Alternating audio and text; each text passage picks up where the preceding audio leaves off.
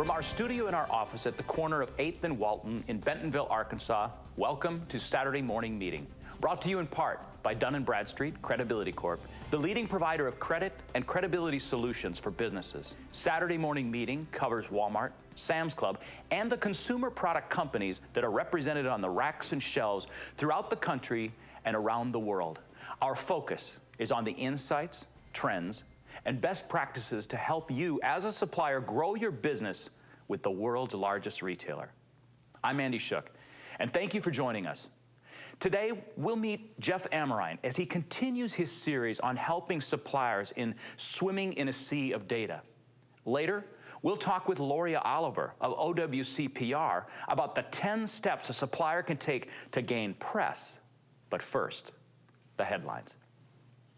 Walmart made headlines this week when it announced the resignation of Bill Simon as CEO of Walmart US.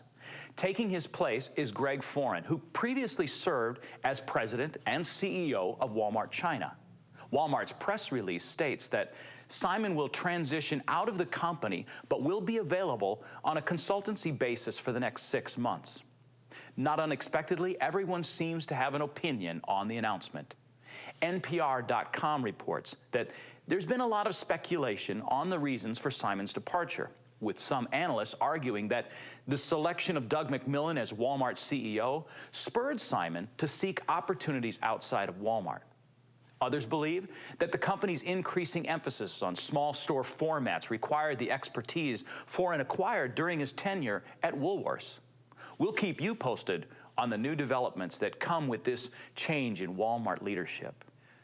Over the past several months, there's been a lot of speculation on whether Walmart might enter the dollar store market by buying an existing dollar store brand. In fact, some analysts wondered if Walmart might try to acquire the struggling Family Dollar chain.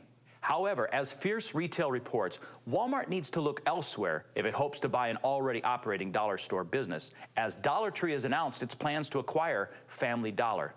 The move has made major headlines. Now, the kids will be heading back to school soon, and that means that retailers, including Walmart, are competing for dollars spent on new clothes and school supplies. Bloomberg reports that Walmart has already begun its back-to-school marketing by expanding price cuts on featured items by 10% over last year. Walmart is also trying to draw teachers into its stores by offering a 10% rebate on the purchase of classroom supplies to teachers.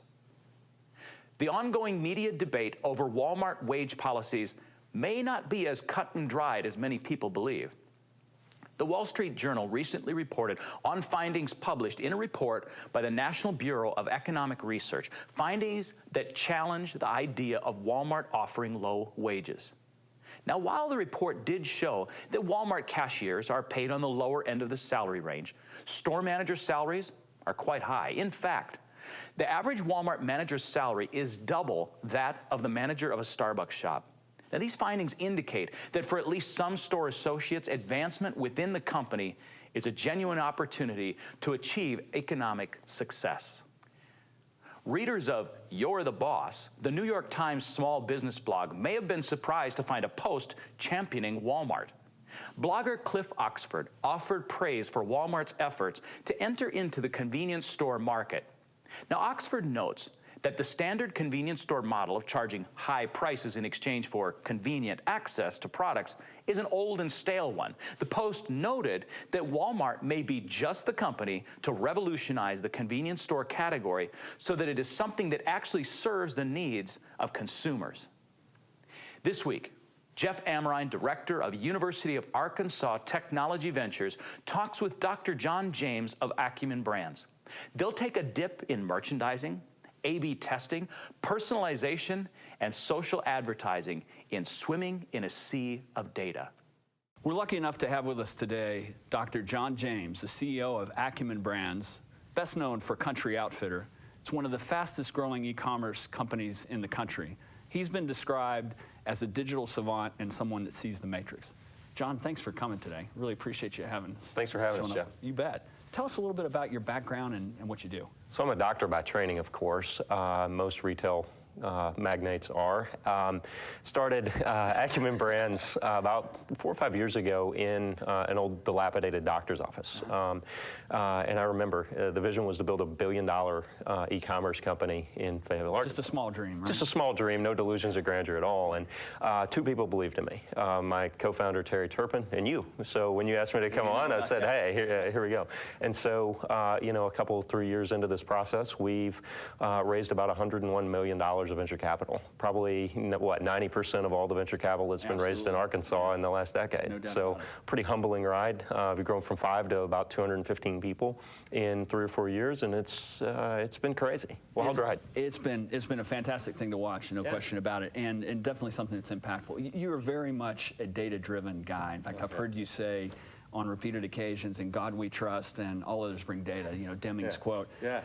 Tell us a little bit about how that sort of a mindset has informed what you've done in merchandising. So merchandising, so which brands to carry, it's just an exercise in looking at likes and interests of the people that are our fans and our shoppers. Sure. And so one real good example of that is how we started our private label brands. So we have about 7 million fans on Facebook, and so it gives us an opportunity to really run things by people in real time and analyze the data. Harness the power of the crowd. Oh, absolutely, and move quicker. So imagine our industry. So most of the players in our industry are pretty old school. So when they design a boot, it's a bunch of dudes in cowboy hats sitting around there, yeah, little Missy, she'd like to wear this. And we do it differently. So what we do is we take a bunch of designs, show it to the 7 million people, and let them vote on them. The ones that are great, we make. The ones that aren't, we don't make. And they are left on the cutting room floor. So your probability of having a product that you can sell at the right price is increased significantly by having that kind of knowledge. It's not even fair. So you push 250 products out, you take your top 25 on likes, so you're basically picking your top 10%. And we can actually tell you which of the 25 that we pick is going to be the best seller, and so it's really easy to inventory and build in real time. So it's fast fashion, the way Zara would do it, applied over to cowboy boots. You guys were pretty early in capturing this whole idea of Southern lifestyle trend and whatnot. I mean, how have you capitalized on that, and how long do you think that trend will last? You know, who knows how long it'll last. Sure. It's been a fun ride. We're either lucky or good. I like to think we're a little bit of both. But, you know, when we started Country Outfitter, it was really an exercise in data mining as well. So there were 135,000 searches every month for cowboy boots. The competition was good, not great. And, you know, there were 18.2 million women that either liked horses or country music or rodeo on Facebook. So we saw a perfect opportunity for Greenfield, and here we sit. It worked. Amazing. Yeah. It's remarkable. And I know you also do a lot of A/B testing. Can you talk a little bit about how data informs A/B testing, how that works, and adds competitive advantage? So you look at A/B testing, and every e-commerce company worth their salt does some portion of it. I think we do it a little bit differently. So A/B testing in the past is really around what I call harvesting demand. So someone searches on Google, they come into your site, and then they enter a logical linear flow. And so how you A/B test down that funnel is getting to be best practice in most companies. We do it a little differently because we are really instead of harvesting demand, we're creating demand. You know, with 11 million email addresses and 7 million Facebook fans, we're doing push content. So the way we A/B test what we push, why we push it, when we push it, it's pretty remarkable. There's a lot of secret sauce built in. I think you guys have become a leader in that space. We have. I bet we're probably the leader in social commerce. You hear about you know, BuzzFeeds of the world and Upworthy and the ones that are just really taken off in a content space. We're doing the same thing, applying the same principles to e-commerce. That's amazing. And what about personalization? How does the data and the data access drive that aspect of the business? So you look at most e-commerce companies, and they're still back in its batch and blast is what we call it. So we've got 11 million subscribers. All of them would get the exact same email under this paradigm. And it just seems moronic. So what we do is we take the user's interest, we take their location, we take whether they're male or female. We take this huge matrix of tens of thousands of different variables and hone an email creative, a social creative, wave that comes out to them, and they love it. It's Rifle shot versus a shotgun blast. You got it. Yeah, and how do you fire 11 million rifle shots rather than one 11 million piece shotgun? Yeah, it's hard. It's big data. What about social media and social advertising? How does all that fit in the picture? So what we've built is basically a hedge fund for ad buying. So yeah, it actually started with me uploading basically a 1,000,000-line pivot table from my basement into Facebook's nascent ad platform. And now we have it all algorithmically driven, based off your interests, based off where you are, based off what you've done in the past. And we know the value of a click better than anybody else. So if you're worth 58 cents to us, we pay no more than 58 cents. If you're worth 97, we'll bid up to that and get all the traffic we can. That's remarkable. I mean, it's really a clear example of how to use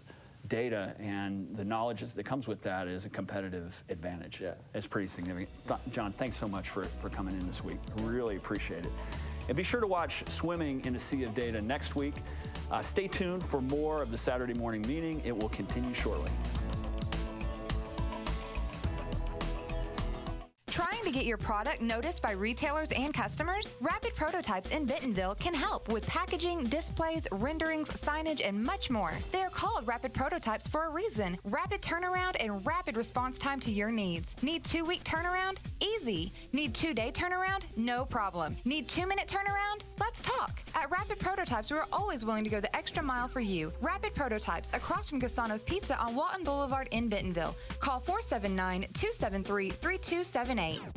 Every day, shoppers are bombarded with traditional brand messages outside the store in hopes that these marketing dollars will drive in-store sales. Closure Media drives retail sales by connecting brands with 95 million Walmart shoppers per year while they are in the store. Through innovative programs at Walmart's photo and money centers, Closure Media converts Walmart shoppers to purchasers of your brand. With reported redemption rates up to 7 times the national FSI average, Closure Media drives sales. For more info, visit us at closuremedia.com.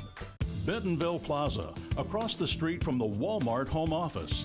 The best office location offers proximity and services like no other business complex in the area. Call 479-200-1112 today.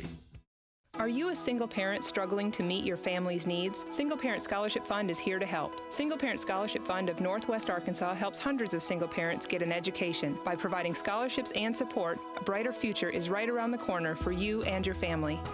We should know, in 2007, I graduated with my bachelor's degree in organizational management. Single Parent Scholarship Fund helped make my dream a reality. My kids are so proud of me, and now they declare themselves as college-bound.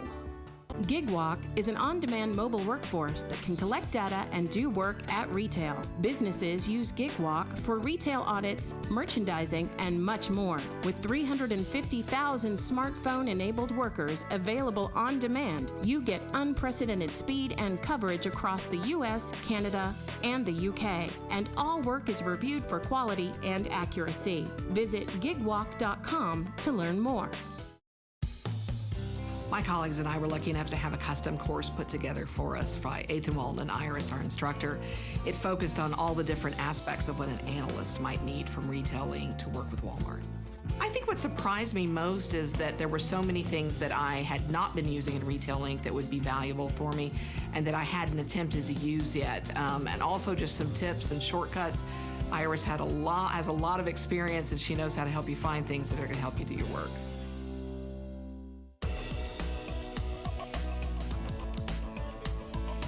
Joining us next is public relations maven Loria Oliver. Loria is the founder of OWC PR, a boutique public relations agency that has had placements in local, national, and international press. She's worked her magic on 8th and Walton, and now will be sharing some industry secrets with us.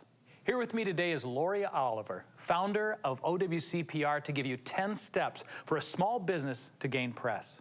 Welcome, Loria. Thanks, Andy. Happy to be here. All right. Well, we're so glad you're here. How did you start OWC PR? I was introduced to a local mom who had a very successful parenting magazine.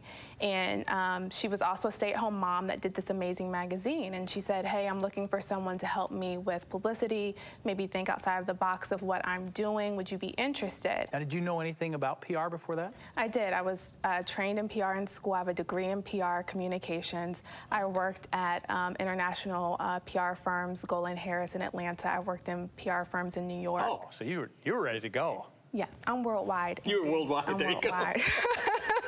So yeah, I was trained in it, had a background in it, but I moved here to Northwest Arkansas, got pregnant, and thought I would just stay at home, and I thought PR was behind me. But then I met this other mother, and I decided maybe I could do something from home like she did. Well, you've got 10 steps for us. Let's get started. Yeah. Number one, you say have a plan. Yes. Everyone needs to have a plan. I help my clients with that, but even if you don't have someone like me who can help you with PR, you need to sit down and write down exactly what you want out of publicity for your company. Are you trying to gain investors? Then you need to target your publicity towards that. Do you just want exposure in your community? Do you want awareness? You have to be aware of where you want your company to go. So is this really, are there a lot of companies out there that really, I mean, the first step is probably the most important, isn't it? I mean, as far as what am I going to spend on it? How am I going to spend it? What am I going to do with it? So you help them develop that plan, or do they kind of come to you and tell you what they want to do, or how does that usually transpire? It's worked both ways. Sometimes people have a really clear vision. They've worked with PR people before. Their families maybe have worked with PR people before in other businesses. So they have a really clear vision of what they like and what they don't like. Other people, startups, and there's tons of those, have no idea. I worked with one business. It's a local company. They make handmade furniture.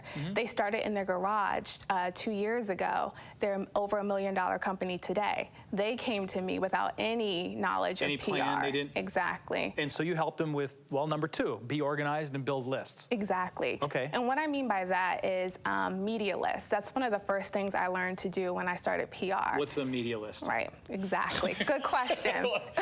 I'm the novice here, so I'm going to be asking a lot of questions. No, that's perfect. A media list is going to guide you on who you want to pitch to and why you want to pitch to them. So the first step is to figure out what reporters, what writers, what news anchors are talking about things that are relevant to your business. And you start a list with their name, their title, their contact information, their telephone number, their email address. Well, where do you get all this information, though? I mean, how do you even start that list? Well, if you're an independent business and you don't have a big team behind you, a lot of resources, very simply by picking up the phone, call your local newspaper, call the Wall Street Journal, whatever publication you're trying to get into, and just say, who's the best business writer there that focuses on these trends or these topics, and they'll tell you. Well, this kind of ties into number three, which is read the publications, the newspapers that you want to be in. Yeah. So you kind of need to know where you want to be advertising, marketing. Obviously, if you're in the food industry, you want to try to find food periodicals and those types of things. If you're in beauty, you want to be in beauty magazines, kind of down that path. Is that precisely? Okay. Exactly on point. You don't want to blindly pitch someone. Someone could, for example, be a beauty writer, but let's say they only focus on eyeshadow and you have a lipstick. You're pitching them your lipstick. They're never going to respond to you. They're never going to write you back. So know who you're targeting, know exactly what they write for. You're wasting your time. Gotcha. Yeah. So number four is think beyond your business. What does that mean? Well, an example of that is sometimes when you're in a startup or small company, you're in the day-to-day minutia of what it takes for operational costs just to keep the doors open, manufacturing costs, whatever it may be. And sometimes you have to think beyond what's happening globally, nationally, or even in your community where you could relate your product to a current event or something that's happening. For instance, a current event, okay, like what? For instance, if you want to tie it back to the beauty product, maybe there's a breast cancer awareness month happening, and maybe it a could local be happening in your local community? Exactly. Okay. Maybe a local news station is doing like the a Susan B. Coleman makeover. Thing that Exactly. Okay, they did do in Northwest Arkansas. Exactly. Maybe a news station is doing a makeover. Maybe you have a great lipstick that would be great for someone that is a cancer survivor and they're looking to be made different, made up, look different, whatever. Think outside of just, hey, I have to get into Vogue. Here's an opportunity locally where you can, one, help someone beyond your business, and two, promote your business at the same time. Number five, develop yourself as an expert in your field. Yes. Why is that important? Oh, that's so important because it helps pitch yourself much easier. If you just take the time to blog a little bit, have some resources behind you about what your thoughts are on your business, trends in your business, it's going to help you tremendously pitch yourself. Well, people want to listen to that expert too. Yes, right? Exactly. And I would think that if you've developed it, you've developed the product, you're out there selling it, you're doing everything else with it, you should be the expert in that field. I agree. That's good. Well, you know what? Before we delve into the next 5 steps on how to gain press for your business, let's take a break.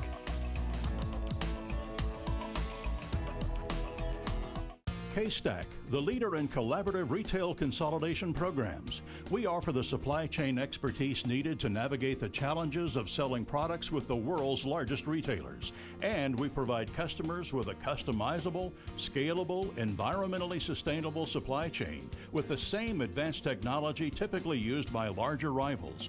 By leveling the playing field, K-Stack lowers distribution costs and increases overall margins. K-Stack, retail logistics is what we do.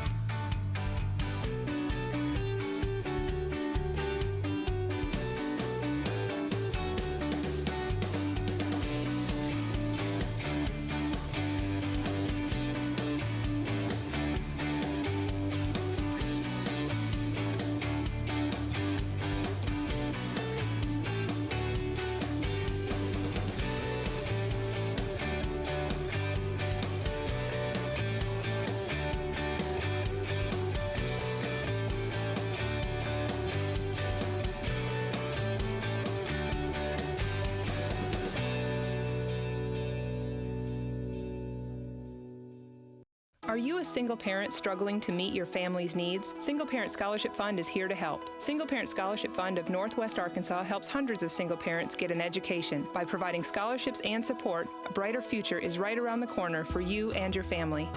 We should know, in 2007, I graduated with my bachelor's degree in organizational management. Single Parent Scholarship Fund helped make my dream a reality. My kids are so proud of me, and now they declare themselves as college-bound. You know, the biggest challenge of working with Walmart is they really expect everyone on the team to know their language, know their terminology, and know exactly how they do business. So that's where 8th and Walton really comes into play. You know, it's the fastest way to get my team members up to speed. Their business model is suppliers teaching suppliers. So when you come to 8th and Walton, you can count on having very experienced trainers who understand how suppliers work within Walmart, and they take advantage of that and incorporate that into their curriculum.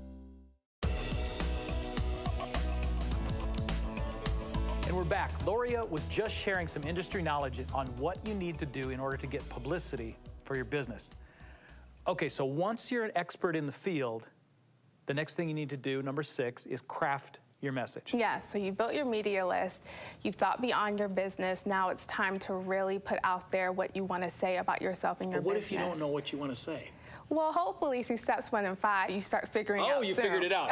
Okay, well, that's good. That's good. But another point I like to make for people, especially when you're doing it alone, is to use the resources you have. If you're a stay-at-home mom like me, use your play date group as a focus group. Use your spouse. If your spouse tells you that your idea needs some retweaking, it probably does. Don't just think that they're being a little tough on you because you're married to them. You don't have to go out and spend tens of thousands of dollars on focus study groups. You can actually do some of that with friends and people that you know, and like you said, the different groups. Yes, the only caveat to that is I tell people, if the whole group tells you, yes, you're amazing, that's a great idea, get a new group.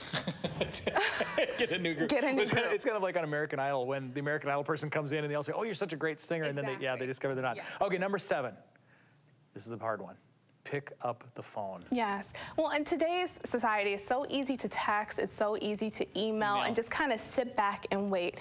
And I discourage that. I think especially when you're trying to kind of get through to an editor or get your release read, they get 100 different releases every day, 100 different pitches every day. And sometimes when I call for my clients, I'll say, hey, did you get this pitch for X, Y, and Z? And they'll say, I don't know, let me look. And that's all it took. And by me picking up the phone, they're actually going to take a look instead of just saying, this is too many emails. They have lives too. They want to get home. Right. And number 8 kind of ties in with that. Push, but not too hard. Exactly. Okay. Exactly. So if you're doing this yourself, you want to make sure you're careful not to offend or to get somebody upset with you? Exactly. If they say no, we're going to consider it later, then take that as a truth. No, they're going to consider it later.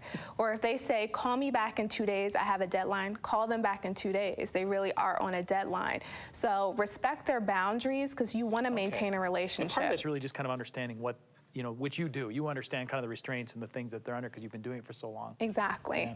So number 9 says use the free resources. Yeah. How do you find free resources? Well, one that I love, and this one is used not only by people like me who work independently from home, but also people at huge agencies in New York and LA. It's called... this is it. This is the big secret, folks. This is the big secret. Are you ready? I'm ready. Okay.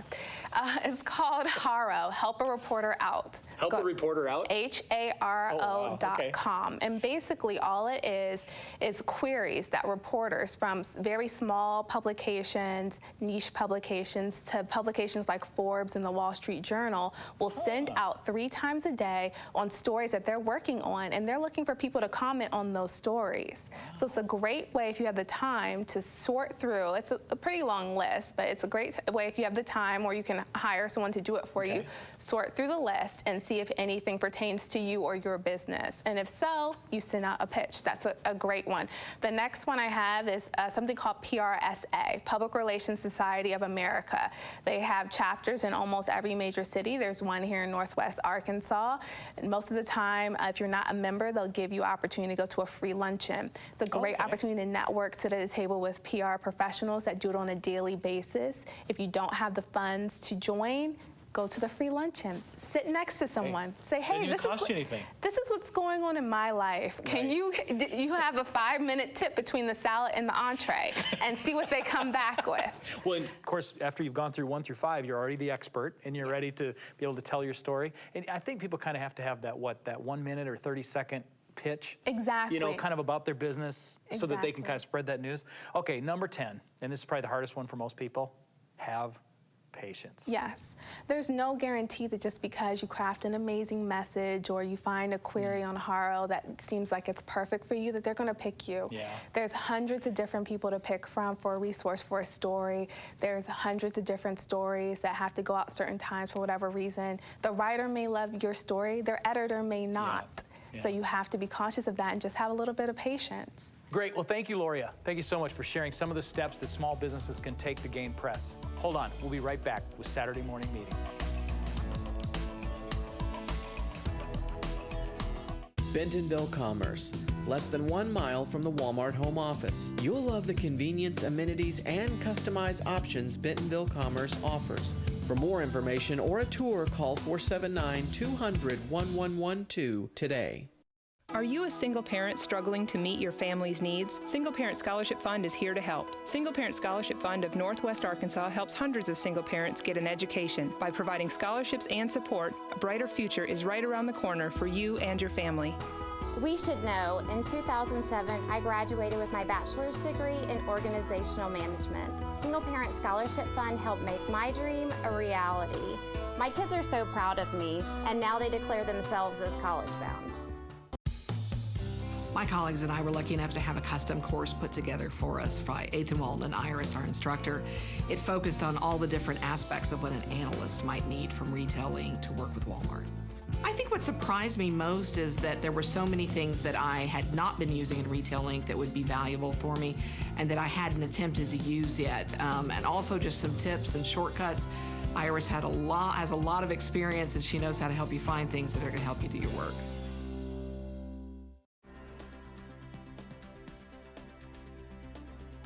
Our thanks to Jeff Amorine, John James and Loria Oliver. Join us next week when we talk with Kendrick Fincher and Gatorade about how philanthropy benefits suppliers in the heart of business in Northwest Arkansas. And Jeff Amrine continues his series, Swimming in a Sea of Data, with Senior Vice President of Business Innovation at Rockfish, Bill Aiken. As always, we appreciate your taking the time to join us. If you have any questions or comments, we'd love to hear from you. I'm Andy Shook, and from all of us at Saturday Morning Meeting, thanks for watching.